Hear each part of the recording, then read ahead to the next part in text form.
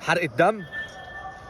حاجه يعني تضايق، حاجه تخنق، حاجه تقرف.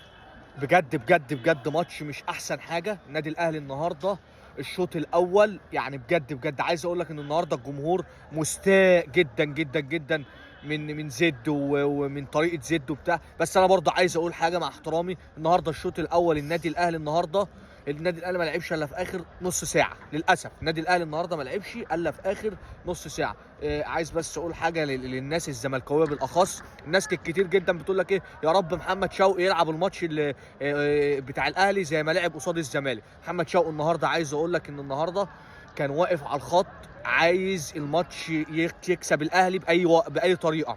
هو ده النادي الاهلي، وهي ديت لعيبه النادي الاهلي. يعني ناس كتير كانت دايما تقول لك اصل محمد شوقي هيسيب الماتش الاهلي. شفنا النهارده زد، النهارده الكوره عندنا في كذا كوره في كذا حاجه. يعني مش عارف يوسف ورب هتفضل تعاند لغايه امتى؟ يعني انا مش عارف انت هتفضل لغايه امتى تعاند.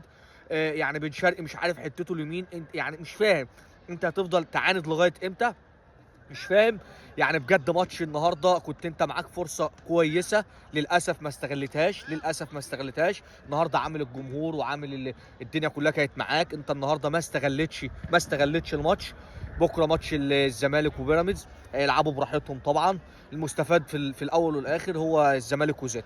هارد لك للنادي الاهلي. ماتش مش يعني ماتش للنسيان زي ما بنقول. سلام.